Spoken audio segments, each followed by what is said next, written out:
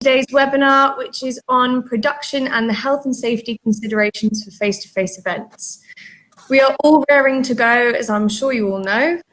This webinar should give you some great insights into what you should be doing from a production and operations perspective for the health and safety precautions you need to take in order to run face-to-face events.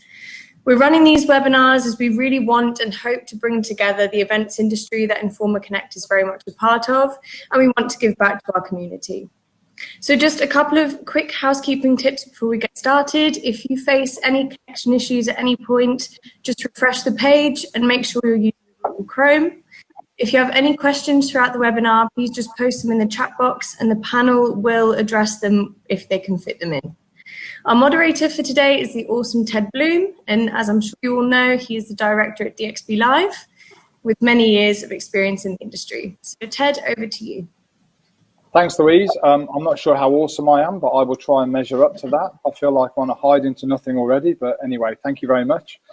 Fortunately, we've got a great panel today. I think just as a brief introduction, for me, having been in the industry for 30 years, this is a very, very strange time. And one of the stranger things that tends to happen during 2020 that has never happened to me before in a commercial role within events is that I'm quite interested in health and safety, because without it, we're not going to be able to re-engage, get started again, and do all the things that we've loved and enjoyed for decades as an industry. So as I say, we're very fortunate to have a great panel today who, between of them, they don't look like it, but they have over half a century of experience in the events industry across multiple sectors. Which is, they have promised me that they are going to share a very honest appraisal of what they're doing in their own businesses and across businesses to ensure that we recapture confidence and have a very smooth transition back into the live event space without ever compromising the health and safety of the attendees, which is obviously key. So in no particular order, other than I'm a gentleman, so it will be ladies first, so with apologies to Mark. I put together a brief bio of each of them, taking in their LinkedIn profiles and information they've shared. So we'll start with Cecilia, who is in Sweden and brings more that, so no social distancing or anything for them, I believe, which is we're all envious of. So Cecilia brings more than a decade of MICE experience, which has led her to wearing two key hats as of today. First off, she's head of the commercial team of One World Central, which is one of the most foremost global IT and event technology companies, which continues to evolve and align itself to an ever-changing landscape. And obviously the landscape today has never changed more in 8 months than it has since the turn of the year. So there's a challenge there, but that's not enough for our Cecilia, because she decides that she wants to get involved with ILEA as well, which she's done since 2012 in an international capacity, which has led her to being the UK chapter president in 2019. So I don't know if she can congratulate you or commiserate with you, because it's obviously a very challenging time for anybody involved in a senior role in a MICE focused association. So welcome, Cecilia. We look forward to hearing from you. We then move on to Tessa. Tessa had 16 years, very successful years as a freelancer, before finally biting the bullet in 2017 to become Director of Operations at Envy, where today she's involved in all types of events in the entertainment, hospitality and nightlife sectors. One of the things I noticed when I looked at Tessa's CV is that she's been involved in some of the world's most immersive events, which is obviously delivering audience atmospheres that are highly memorable, but they also have a huge amount of people, because people are effectively what creates memories. So today brings a challenge like no other for Envy and any similar companies in that sector. We've not many better placed in the MENA region to share how we can come back together safely again than Tessa. So welcome, Tessa. Welcome to the panel. Hey, everyone. And then we move on to Mark, and I won't say the best or last, but it's a hell of a CV.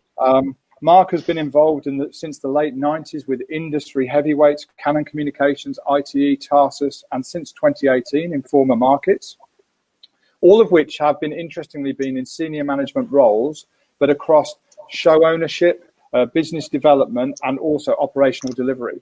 So I think Mark has a great insight into the balance we're going to have to strike between commercial viability against social distancing and applying health and safety, because confidence will be key. And I think Mark is one of those guys that can ultimately share a path that is going to make this happen. So welcome, Mark. I hope so. Thanks, Ted. So just one housekeeping for me. I'm a male, so I struggle multitasking. But if you send something in the chat box, I will try very hard to put it to the panel once we get to the end, time permitting, as Louise says. But I'm sure we're going to have an interesting and engaging time, so feel free to chat amongst yourselves as well. But without further ado, I thought we'd start at the very beginning. So we will start with Mark before moving around the table. So I'd just like to know, on behalf of everybody on the call, where are you guys at with your plans to regain momentum? And what part is the revised health and safety requirement playing in these plans? So over to Mark. Yeah, we've quite advanced in our plans, very advanced in our planning, actually, Ted. And I guess I would summarize, Informa's approach to this, I suppose, came in really in three parts. Firstly, it's around the reopening of venues and actually being able to run events again.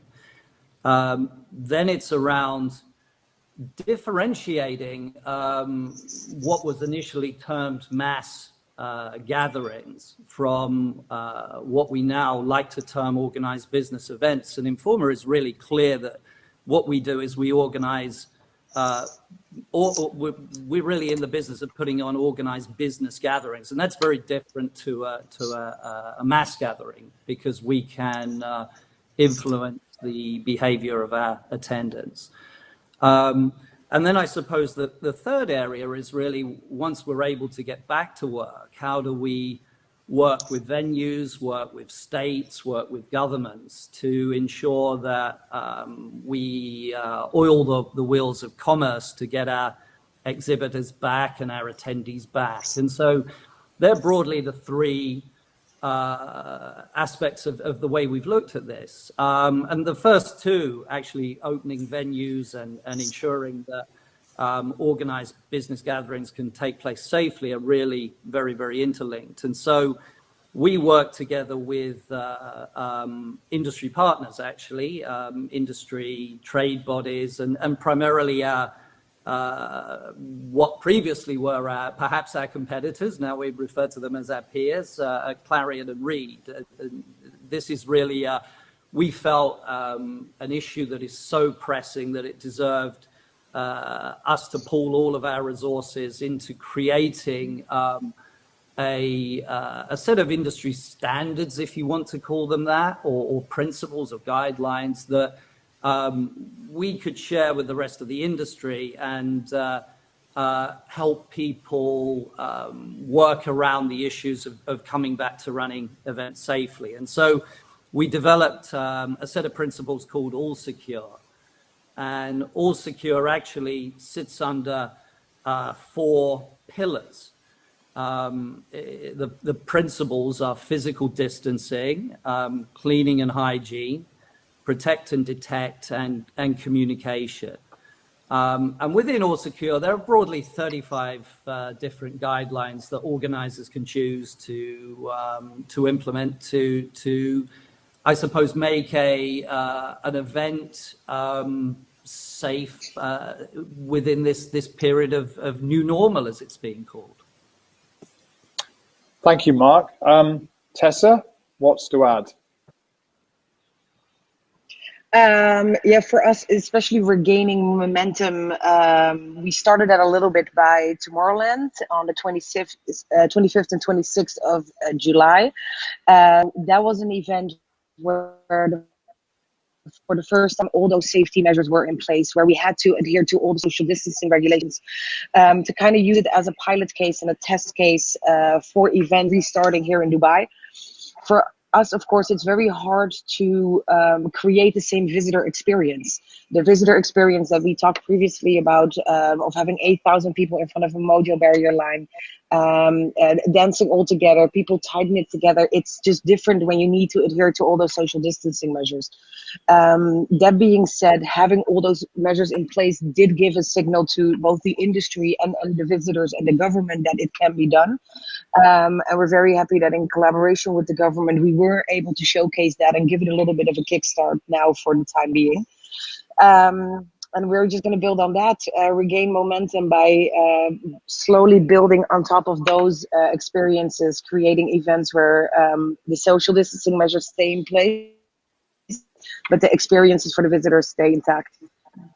So it's almost a layered platform approach. That's the way you're seeing it. The further you go, Yeah. the more platforms you lay, and the higher the platform can go effectively. That's the thing, like as the disease develops, as the cure develops, as the way we treat and work around it develops, we need to keep being flexible and work around how the way we organize events. And I think one thing that is good for the people in the events industry is we're used to having to change things at the last minute. We are a group of flexible people. And I think especially in this case, because last minute rules keeps changing, it becomes more flexible, then it becomes stricter. We constantly need to be on our toes and adjust to the current measures there. And I think that we have that background of being so flexible is going to help the event industry work with the current situation at hand and slowly build out and shrink in and build out again until we're back where we were. Great. And Cecilia, asking you the same question, we'll touch on our Leo a bit later on, but as far as One World Central is concerned, if you could share your thoughts on where you're at in this journey of getting back to some sort of normality. Yeah, I think the main thing here is that, there's obviously a couple of things that we've all had to consider in a new way of running events, like the social distancing measures, face masks, sanitizing, extra cleaning, etc., which I think, obviously, as Tessa was saying, we're all used to making changes at very last minute. So I think our industry can deal with this very well and has done.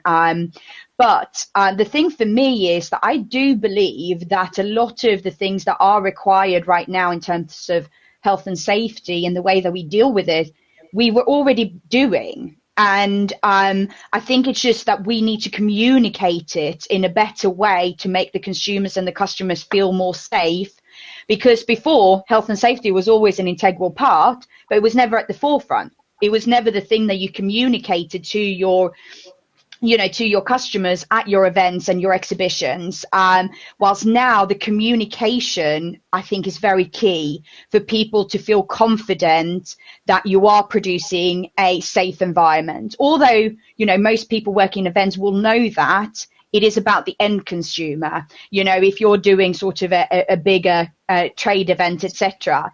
So, with us at One World Rental, for example, a lot of the things that we need to be focusing on, like sanitizing of equipment in between jobs, etc., we've always done that. That's a big part of our commitment and our processes, because that's the way we see that it should be happening. But we've never really, I guess, communicated it in the way that we now do. So I think for us and for a lot of the businesses I know, it's it's more around that communications element. Sure, and I think that's a really interesting point, because just to pick up on what Mark said, Mark, do you think that after this, that there's definitely a community approach at the moment? I think we all feel we're under attack from all sides, from different parties, and it's nice to see all the organisers working together. Do you think that that's going to continue post-pandemic, or do you think this is a moment in time, or do you think there are learns that mean this should be something, as Cecilia said, that we should communicate more as a body rather than as individual entities? I think we definitely will continue to work as a body, and I think it's something that we should do. I think as an industry we're often underrepresented. We're a relatively small industry when compared to airlines and tourism, and getting that message out as to the value of face-to-face events, I think, and particularly around the economic benefit of face-to-face events, is something that is really vital. And I think there's some interesting studies that are taking place right now that are showing the real impact that our customers, our exhibitors and our attendees are really feeling within their own businesses as a result of not having events to attend. Yeah, sure. I think that's a great insight from everybody, and a kind of platform for the rest of the conversation, which really leads me nicely into question 2, which there are 2 parts of. So are you trying to adopt a company-wide approach to safety? And is it something we should all be doing? Do you feel it's something that we should do? And if yes, how difficult is that given the nuances of specific geographies? So most of you operate in different geographies. How difficult is it to create a DNA within your individual workforces that you can transcend across global operations? So I think if we start with Cecilia, we might be able to also touch upon how your members at ILEA feel about this as well, because it's very difficult.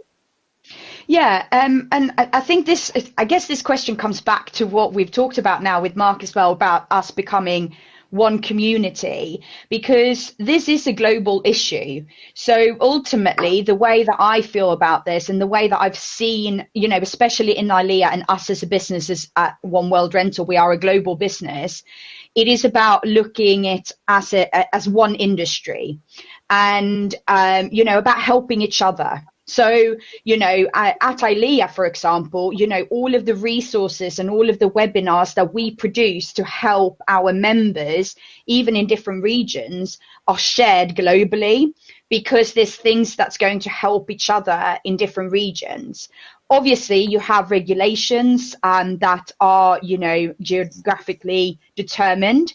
But saying that, I do believe that if you see that something happens in, you know, in Germany, for example, and they impose a regulation that the events industry needs to take into consideration when planning, we should utilize that and pick up on that in other countries.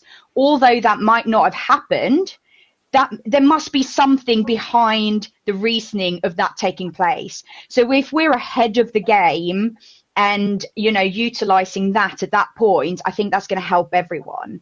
But for me, I think the main thing is, you know, about sharing resources and sharing information, you know, it is going to benefit everyone. And I do feel that that is one thing.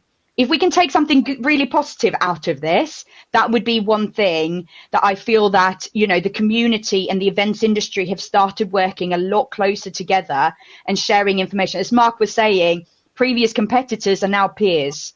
And it's happening in the UK as well. You know, all the associations have started working together to support one campaign to say we're one industry, we need to have one voice, and we need to work together to get that. Because if we do that, it's going to make a stronger message. And Sure. that's what I would say. So I think for Mark, you've already answered the question with All Secure, so we know that you're doing it across your global business. How difficult is it to get all of those global offices to kind of buy into it, given they're all operating in different environments and with different challenges? Yeah, it's a good question. I mean, you know, and as you know, Informa is truly a global business, and we face very, very different challenges in different regions. And even within some of our regions, the US, for instance, state by state, city by city, the situation can be really different. And so we designed All Secure actually to be almost modular, where of the 35 principles, businesses could adopt what was appropriate for them. But what we did as a company is we signed up for 10 of them, and the 10 are really what we would consider to be crucial elements for ensuring people's safety and security at the events they attend. So for instance, within all of our events, you'll find badgeless registration. You know, we're not in the situation where we'd be handing out physical badges anymore. We have committed to, for instance, enhanced cleaning and hygiene. So we designed it to be very modular, but the situation in China, comparative to the situation in Brazil, comparative to the situation in Europe, is very different. You know, we see in China, we've run a number of very big events, several of our top 50 events in China this year, and we see there, you know, confidence amongst the attendees that they're not going to catch COVID coming to the show. So while we insist they wear a mask, you know, you see people with a different attitude to wearing the mask than perhaps other places in the world. And the same with social distancing. So I think there are regional differences, there are city nuances, if I could put it like that. And I think the sensible thing to do is to have a set of protocols that people can really pick and choose that are appropriate for where they are. Sure, and I think even at Dubai World Trade Center, we have different. We're an organizer, a venue, and a contractor, so we have guidelines. But I think you're doing similar to us, and we are creating a culture where it's very visible. So even though some of the guidelines are difficult to actually adhere to, it does mean that all of us are aware of what we're trying to do and what we're trying to achieve. So move in the right direction. And Tessa, I'm interested from your perspective, because obviously your background is a lot of Europe and a lot of the Middle East, which are very different operating grounds, I would say, to be staging events. So I'm interested to hear your answer to this question. Well, I know that currently in Europe, they have the same measures as we have. All the large-scale events and mass gatherings have been canceled until, well, previously it was September, and now in most countries, they moved that to the end of the year. Kind of the same thing what they initially did here. Being aware of health and safety, I feel that always was a very big part in Europe already. Same thing that Cecilia said, it already has been in our DNA as event organizer. It's just more on the foreground now. You would normally never communicate the measures you go through, both in Europe and here in the Middle East.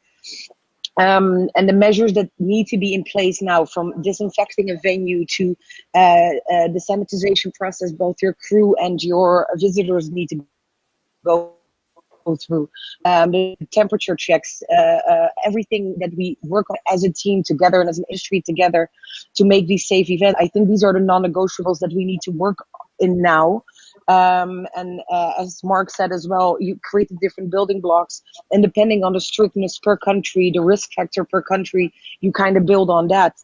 Germany initially opened up again for events. They were the first one to have one of those social distancing events, and they announced now again as well that they're completely going to close off. So it's such a fluctuating market all over the world, both in Europe and here. That it's going to be challenging to see how it develops the coming time. And yeah, as I said, it just needs to be a building block that's flexible. And Cecilia, I think one thing that I would add is that, given your position at ILEA, a lot of small SMEs, they want to apply some sort of policy, but they don't have the huge resources that we all do as the big companies that we represent. You know, we have people working on this. With ILEA, I've seen UFI have done one, the AEO have done one, the AEV have done one. If you're an SME, which direction would you go in so that you can create your own set of health and safety rules? Well, I would, you know, I would go down the route of approaching the associations that you are, related to, or you might not be a member of yet. But at this point, I can tell you all the associations, we just want to help the industry. So, for example, at ILEA in the UK, we haven't released any policies or any guidelines because we are an association run by volunteers. So as you can see, we all have day jobs. We do this in our spare time, and it's for the goodness of our hearts and our passion for the industry. But what we do is we use our connections and basically provide people with those resources. So we are working with the other associations and, forming, guidelines and, useful tools and information that they can easily implement in their own businesses. And I think this is the important bit here, is that the SMEs are obviously struggling because they might not have, as you said, that backup as a bigger organization has. And that's okay. And, there are very easy ways of how you can make these adjustments by just talking to other people in the industry and using the associations.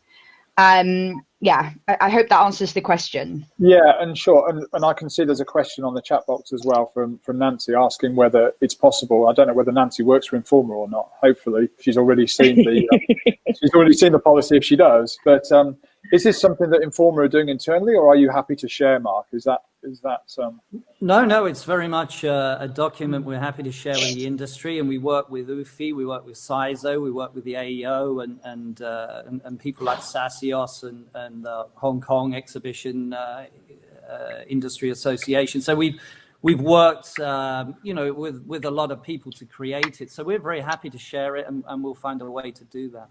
Which is great. So we'll have a chat with that at the end with Louise and see whether we can share that with the group. With the group on the call. So I thought it would be nice to kind of, as we approach halfway through, just have a specific question for each of you rather than generic questions. So having looked and researched each of you, I haven't been stalking you, but I have looked at what you've done and what your areas of expertise are. So I think if we start with Tessa, you touched upon Tomorrowland in July. What were the limitation caused by the health and safety requirements, and what learns have you had through that process, and what might you want to share with people who want to get out there and do something? What would be your advice? I think the biggest limitation was, of course, amount of visitors. The same venue we had in 2017 had 8,000 people, and now it had 800 people due to the setup that we could do. That, of course, has a huge impact on your atmosphere and on how you set up an event. That being said, I think it came together really well. It really came together because of all the partners that helped us getting this off the ground and using this as a pilot to get things back running. And I think the biggest compromise that you do if you have such a setup is on atmosphere. It's just very hard to create that same vibe that you have if you're with 8,000 people in front of a mojo barrier raving away, and you're in your own little pods in your VIP section. Dubai is a city, and here the region is used to that VIP culture, so they're more used to already being in those areas a little bit. But I think especially in Europe, it's going to be a lot harder to create that with the same atmosphere. And then, the protocols that we need to put in place, I think that's the thing that we've learned from, how to facilitate that. How can we create a simple framework where everybody can work in, and you can scale it up and scale it down. If it's an event for 100 people, and then at one point when it's allowed again, we can scale it up to 2,000, to 5,000, keeping the current measures in place. And I think that's the biggest takeaway that we had from it, that it's absolutely possible to do it. It's just financially difficult with these smaller visitor numbers, but as soon as that is able to scale up again, you can still implement those same safety measures. And I think that's the biggest takeaway that we had from this, and as a good learning point. And how are you finding the balance? Because obviously your experience is doing amazing events and creating a wow factor and driving visitor engagement so they book a ticket. What's the balance at the moment between that and making sure they're aware of the environment they're going to turn up to? Because normally we just go turn up and have a great time, whereas now we need to say these are the protocols that are going to be in place. But you still got to sell tickets, So how's that working for you? So what we did as well, because it was the first time that there was an event in the Middle East with all that social distancing. So it really was the first time that happened. So people and visitors didn't know what to expect either. We made a video on day one of exactly the visitor experience, how they would go through it from arrival, that they would be checked on their temperature, then the sanitation tunnel, the social distancing measures everywhere in place. And we really tried to showcase how the event was run, but you can only do that once it's already in place. Up front, we already sent out emailers. We did it on our social media. And I think the biggest thing there is what Cecilia communicator. How is it going to be? And I think being the first one, it was difficult to showcase it because you don't have visuals and the pictures and the videos until it's happened. Luckily, we had 2 days, so we could use the footage of day one.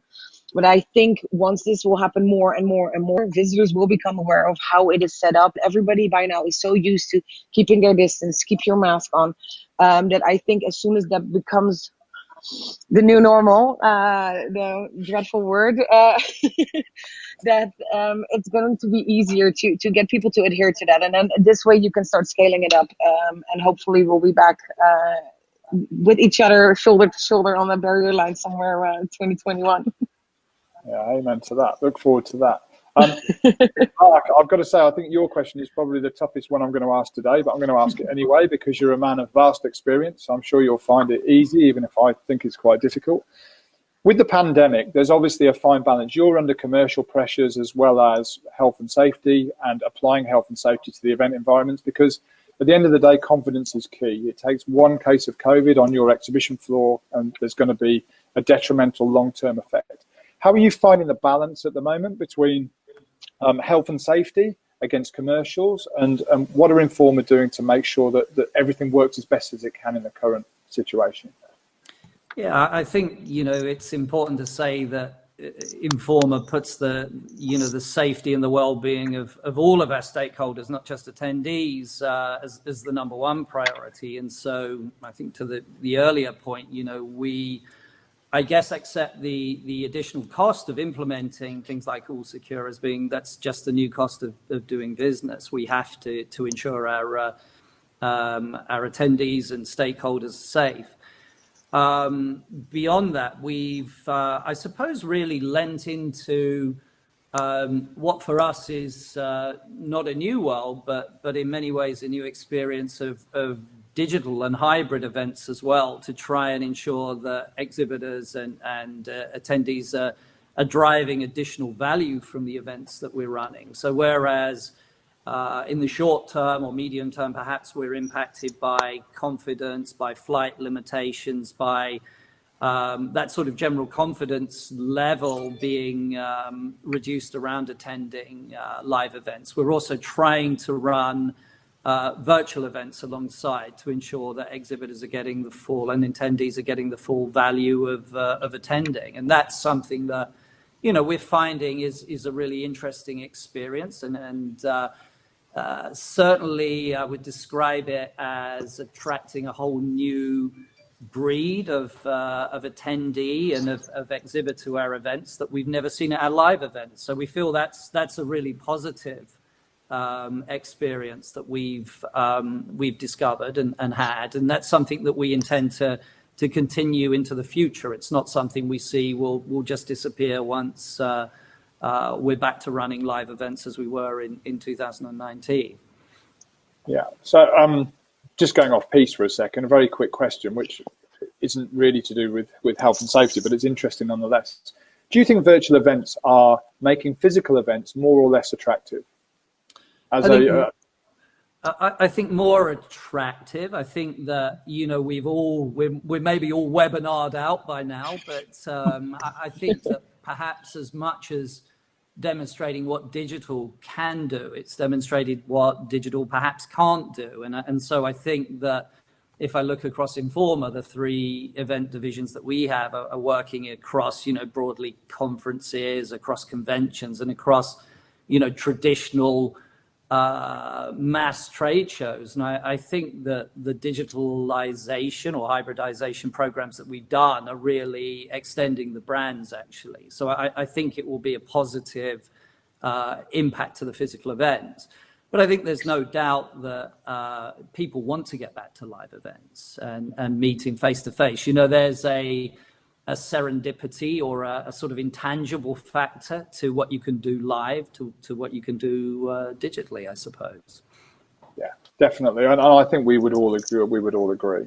So, Cecilia, sorry, did you? Sorry. I just wanted to jump in there. I do feel I totally agree with Mark. I think, the need for human interaction right now is, on a completely different level than it's ever been before. And I don't think, in the virtual events is, they're great whilst we, so we can still interact with people. But one thing for me is that the hybrid events is going to take off on a completely different level than they ever have done before, because we have been able to deliver hybrid events before, but we didn't know how to do them well. And I think this is the perfect opportunity for you to, I guess, increase your, your network, both as a show, as a company, as anything. In ILEA, when we have produced events in the UK right now, if we would have had them live, it would only have been UK people attending them. But we've had attendance from Nigeria, from, the Middle East, from Hong Kong, at all of our events, because people just find it easier to interact as well. So hybrid events, I think, is going to be the huge next thing. We just need to find the best solutions of keeping them engaging. Great. So, Cecilia, that doesn't mean that you avoid having your own question. It was a nice effort to try and do that. It's obviously, something that you wanted to try and achieve. But I think, although you're in Sweden at the moment, you're heavily involved in the UK. And from afar in Dubai, obviously Tessa and I are in Dubai, we can see that the UK industry is taking a hell of a battering. And there's a lack of communication around the government, there's huge job losses and everything else. But is there anything positive that's happening that you would like to share? Is there anything that you think that they're doing really well It could be a very quick question, this, but Yeah, no, I would say that I do think that there is a number of businesses and event professionals that has been very agile and very innovative in this period. And I think it stood out to me over how actually creative this industry can be, that I think sometimes businesses and people become a bit, comfortable in what they do day to day. But I think this pandemic has got them to push themselves out of the box a little bit. Not only us as the organizers or suppliers, actually the end buyers as well. So, for example, I went for a site visit a couple of weeks ago at a venue, and they had an online check-in system prior to me arriving at the site, which sort of gave me communication around the check-in process, around what was expected of me and what was expected of them to keep it a safe environment, but I could still have the same experience that I did before. I thought that was brilliant. It just showcased someone thinking ahead. Yeah. But the other thing I would say that people have been doing well, and I think this is a global perspective, I must say, is that people are looking for new ways of engaging with their audiences and also internally in businesses. So we've seen like a huge demand for virtual reality again, like even businesses hosting, their AGMs or, weekly meetings. They're looking for new ways of engaging with technology, because technology is the only thing really that's going to help them at the moment. And I've loved to see that, because I think sometimes people just become a little bit comfortable with what they know. But I think this time has pushed people outside of their boundaries.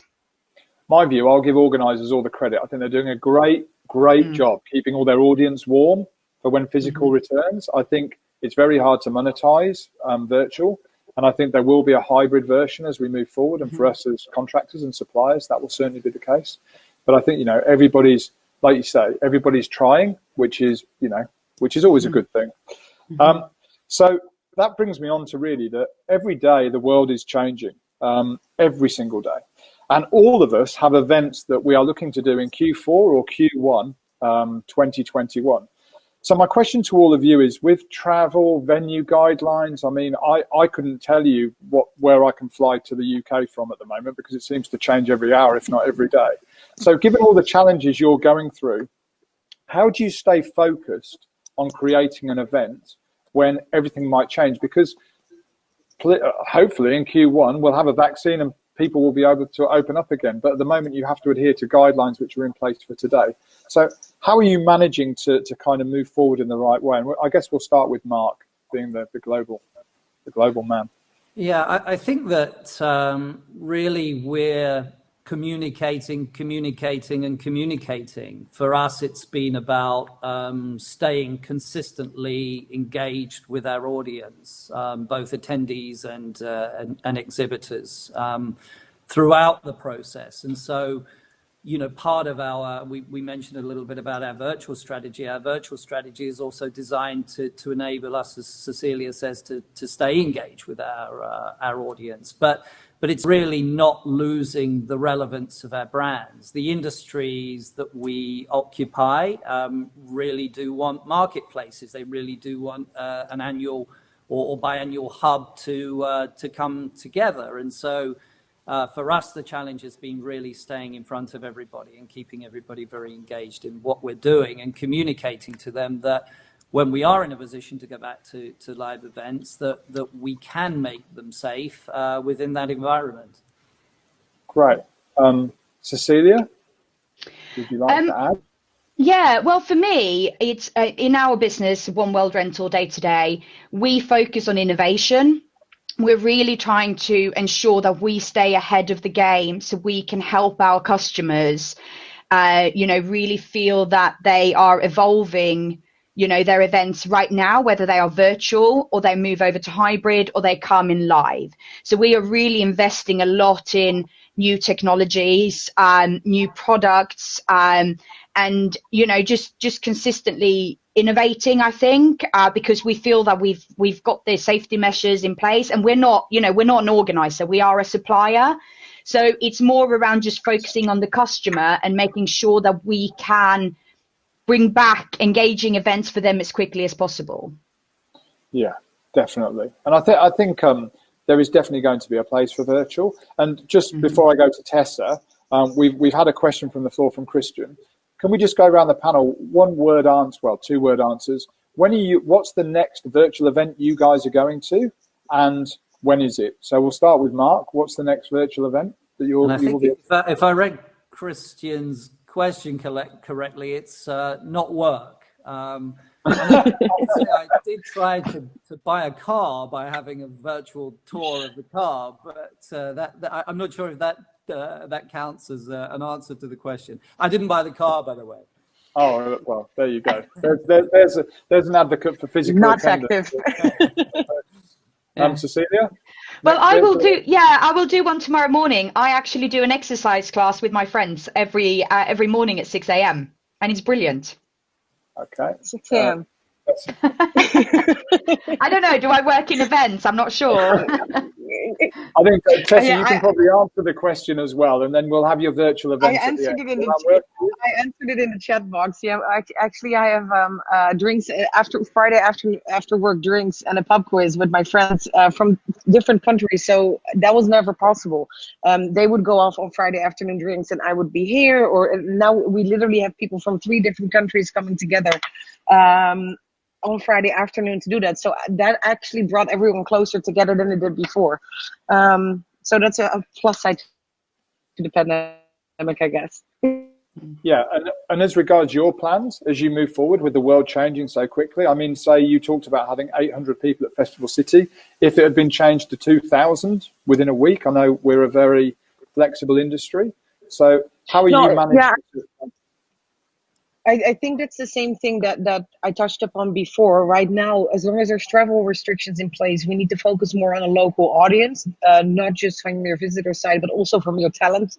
There is so much talent in the UAE that sometimes is overshadowed by all the international big boys, where I think if we now use this moment in every country to tap into the local talent that there is, give them a platform and create beautiful events with the in-house talent that there is. That being said, then moving forward, you need to be flexible. If we can suddenly scale up or down, definitely be able to do that. And the communication with your visitors, we said it over and over. We just need to communicate very well. Yeah, exactly. I think communication is something that's really coming across to me. Is that it's a cultural decision that we need to reflect, that we will not compromise on the health and safety of attendees at our events. And I think then when people turn up, they have a realistic expectation of what is going to be achieved. So we're getting towards the final straight now. So penultimate question. What do you guys think, if there's one thing that you can say is going to make us return stronger, when we were if you compare to December 2019, where we were at as an industry, if there's one thing through this pandemic that you think is going to make us return stronger when things do get back to some sort of new normal, what would that be? And I'm going to start with Tessa this time because she hasn't gone first for a while. So the other two get apologies for that, Tessa. No worries. I think moving forward and what everybody took away from this, of course, everybody was taking a huge time that they were sitting at home or not being able to sit in the office with each other. But this also gave everybody in the industry some time to take a step back, look at the bigger picture, come up with new IPs, new creative developments, new ideas. I think there's going to be so many super well designed and thought out shows coming out once we get back to live events, because everybody had that time to reinvent and enhance themselves to get better. And what we said as well, the communication lines are shorter and smaller. Let's step into all the creativity that everybody has been able to culture over these past few months and turn that into one hell of a show 2021 globally. Yeah, and I can see there's a lot of traction in the chat around showcasing local talent is something that is starting to come out, and it's something that they would want us as an industry to really promote and make sure that happens. At a trade centre, we have a Young Emirati Lami program, which they're some of the most talented individuals I've ever met, and it's great to have them engaged in events. And for us, taking a bit of time off the treadmill means we've been able to spend more time with them and share knowledge and experience and expertise, because I think for the UAE, I think the future can be really bright, you know, with more local engagement as well. So same question to you, Mark, really. Yeah, I think that we at Informa had already identified many of the challenges that that we're facing as a result of COVID, through pressures that we could see coming through sustainability and climate change. And in many ways, I think what we've seen is perhaps where we as an industry may have been in 10 years' time. It's just been accelerated. And so, you know, many of the things that we've implemented, for instance, through All Secure, you know, the paperless registration, the change of, for instance, in many cases, you know, big ID custom design booths that were thrown away at the back of the exhibition hall for ready-made package booths. And the reason we've done that for All Secure is to minimize the amount of time that contractor personnel have to stay in the hall. But of course, great for sustainability. Likewise, contactless registration, great for not having people handing badges over and minimizing contact between individuals, but also fantastic in terms of the waste generated with plastic. So I think as an industry, if we're able to tie this in some way to where we need to get as an industry in respect of sustainability, then that would be a great outcome. I worked in our fashion business for a while, and I have to say the principles of some of the brands that we had exhibiting with us, you know, were perhaps not the same as the waste generated at the back of the exhibition hall. And so the two at some point would have had to come into closer alignment. So I think as an industry, we can act very positively now to make sure that we secure our own future, actually. Because obviously Informa's growth has been phenomenal. You know, how big it has become from the kind of IIR, UBM collaboration and coming together. So do you think the growth as we come back will be a different kind of growth against what's been experienced, you know, since we had the crunch in '09? Obviously the growth for Informa has been huge. Do you think we will see a different growth from here? I'm not sure it'll be a different growth, but I think the industry will just look a little differently, you know, because, and naturally, because it will come under pressure, you know, the people just traveling around in terms of air miles, you know, we see challenges in the future in regard to that happening in the same way, I suppose, unless we were to act, for instance, to negate carbon miles. So I think that the growth will come back. I mean, obviously, we're at the cusp of understanding just what the recessionary pressure on our industry is. But the one thing I would say is, as we talk to our customers, you know, everybody is desperate to get back to live events. There's no question about it that whatever we do, that serendipity of bringing a large group of like-minded individuals together is very hard to replicate. Yeah, sure. Cecilia?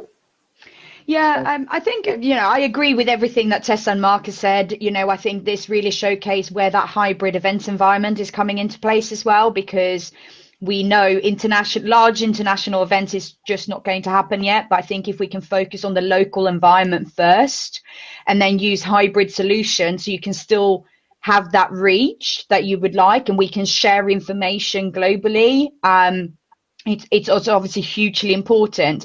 I think the one thing for me that's really showcased, you know, that's been great this year, and I hope I continue seeing this, is really the industry working together in terms of both on a local and a global level.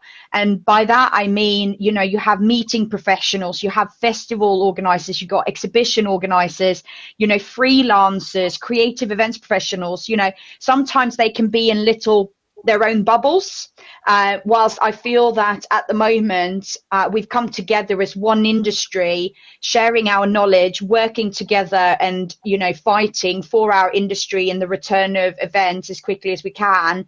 And I love that. And I would love to see that continue, that we support each other to really put the events profession on the map, because I think it's often slightly forgotten about.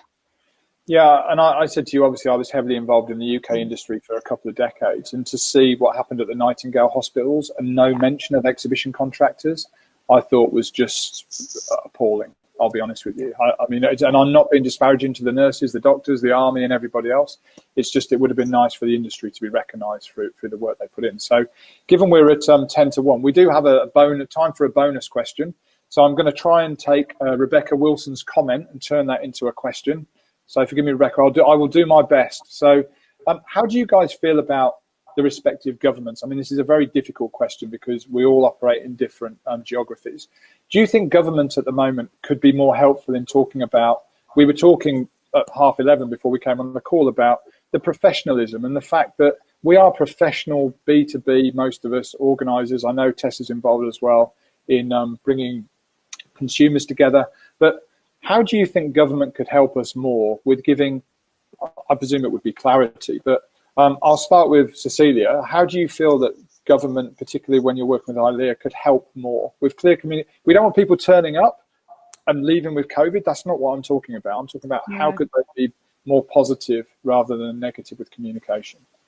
Well, if I say it from the UK perspective, I think the one mistake that was made, and I wish that they would have done, is see the difference between mass gatherings and business events, because that's hugely important. And I think, although, you mentioned it before, the UK has not done so well, in my personal opinion, because people can go to the pub and they can have a jolly on a Friday night, but we well know that we can do an event more safe than people going to the pub on a Friday night, because we have the track and trace, we have the health and safety in place, and, the registration, all of it is there.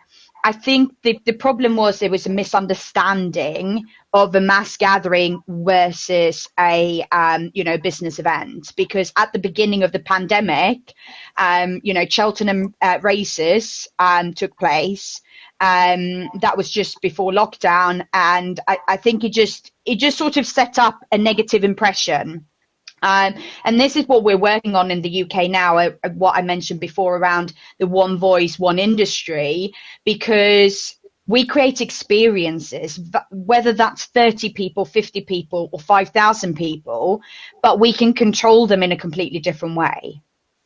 Yeah, I don't know. Does that answer the question? I'm not sure. Yeah, no, I think Nessa touched upon it earlier, but it's not a time to be reckless. We don't want government saying it's all fine, turn up in your thousands and do it. What they need to do, I think, is lean on us as event professionals to create safe environments. So I'll put the same question to Mark, obviously based on your experience. Do you think governments could do more? I think what would be very helpful as we do return to work is very highly targeted economic aid packages directed towards perhaps attendees and exhibitors, however that comes, whether that's through subsidized flights, whether it's through subsidized hotel rooms, any kind of assistance I think that they can give to get the exhibitors and the attendees feeling confident about traveling again, I think will be extremely valuable. Because I think as you start to look at some of the economic impact assessments that have taken place in the past around the world, I think there's no doubt a MICE industry or some evidence that a MICE industry participant is spending something like 75% more than an average tourist. And so it's clearly a very, very valuable part of the economy. And I think we're going to need some help to get that all moving again. Exactly. Tessa, same question to you. Yeah, obviously, I presume you are Dubai centric, or is it? Yeah, at the moment, definitely Dubai centric, and I think here the government is constantly checking on what is happening with the global rules. I think they were very strict and are still very strict, but ensure that way that it stay pretty contained in the country, making sure that the rules are enforced. People are wearing masks. Everybody here is now so used to that social distancing and to wearing that mask that I think it will facilitate the events here as well as you move forward in that. Whereas in Europe, social distancing isn't as common. Wearing mask is still something that people kind of giggle about. So it's easier here, I feel, to implement because the government was that strict. And yeah, when it comes to support and communication, the directives that come out here based on DTCM, we have constant updates on those directives. And as the disease progresses and we progress how we can handle it, those government directives keep updating as well. So it's a bit hard to know exactly what is coming ahead for that. And yeah, what was said before by Mark as well, I think support is something that will be very useful for everybody globally. I think there isn't an event professional in the world that wouldn't say, listen, I've had a really, really rough year. I could use some help. But yeah, that's a global thing. That's not just for here, for the UAE. No, and I know this is a session on health and safety, but obviously your background pre-2017 was freelance, and I've never seen decimation like what the freelance industry has gone through. I mean, that is, it's catastrophic. And I know we're in a health pandemic and people have lost their lives, but at the same time, you have to look at that and say, it's a really tough time for everybody. So I think there's an abundance of talents just waiting to come back and get involved, really. So yeah, it's tough. Because I would presume sorry, go on. Yeah, no, but it's not just the freelancer. Of course, freelancers have been hit super hard, but basically everybody who was on globally with a bigger company that is now on unpaid or a decreased salary as well. I think it's the people who are the backbone of the events, not the people who are actually at the front, who are taking the hardest hit at the moment. As we've said before, there's one artist on stage, but there are 1,000 people behind that stage, making sure that event is happening. And I think all those people behind that stage and behind those scenes, those are the ones being hit the hardest at the moment. I couldn't agree more. And I think, one of the things I was going to say in closing is that obviously for all of us, we've all got friends and colleagues who've lost their jobs during this pandemic, and it's been an extremely tough time for many people. And I feel very fortunate to still have my job. And I know all the people behind me being commercial, without those people delivering my promises, God help them every day. I think, they are the people that really get it done, the people on the floor that get it done, and they've been the worst affected. So, for me, I think applying health and safety, regaining some confidence, making sure we open safely and get back to some sort of normal so that we can see all the talent that we've lost in arenas, exhibition halls, outdoor event venues sooner rather than later. I think that should be the biggest catalyst for all of us to work together to get there, because it's a tough time. So although I'm sure some guys on the call are in that position now, so even though you're not here, you're very much with us, and rest assured we will do everything we can to get you back as quickly as we can. So I think unless anybody's got any closing comments, we're at 58 minutes. So for me, who likes talking, that's a miracle. We're a minute inside the deadline, so Louise will be happy. So I'll just go around the table. Is there anything anybody would like to share profound? So we'll start with Cecilia. Well, no, I just want to say thank you, and I hope to see you all out in Dubai very soon. Following on from Tessa's comment, I would say that the strict restrictions you had in Dubai will hopefully see you regain live events quicker than some other countries. So fingers crossed for that, and hopefully see you all in person soon. Mark? Yeah, I just add, I think I saw a question earlier asking if we were running any shows in the end of, or certainly in Q4, and we are, so there is light at the end of the tunnel. So I think, it's important to remember this will be in the rearview mirror at some point, and then as an industry we'll be in a position to begin to rebuild. Brilliant. Tessa? Yeah, same thing here. Big shout out to the heroes at home that we briefly touched upon. And I think that what Mark said as well, hopefully in a few years, this is all going to be a really good bar story. Right, absolutely. Yeah, amen to that. So thank you to the panel. Huge thanks to Louise and Informa Connect for allowing us our hour in the sunshine. even though we're trying to avoid it at the moment here in Dubai. Big thanks to Mark as well. It was bank holiday yesterday and we in the UK, and he got involved. So I've thoroughly enjoyed it. I hope, more importantly, the audience have as well. And all it leads me to say is thanks very much. Take care, stay safe, and we'll see you all soon. Thank you very much. Thank you all. Thank you. Thank you. Bye.